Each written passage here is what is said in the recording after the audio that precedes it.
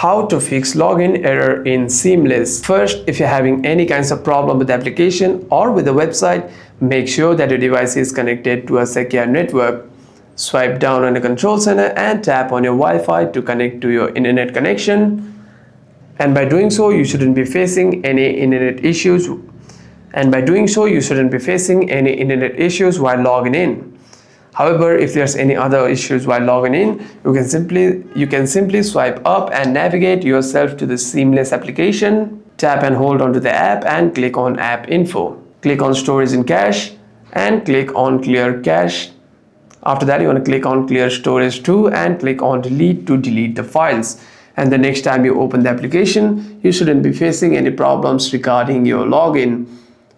However, if there's any other kinds of problem with the application, you can simply restart your device once and open the app again. Hope this video was helpful, and if you have any further questions, make sure to leave a comment down below.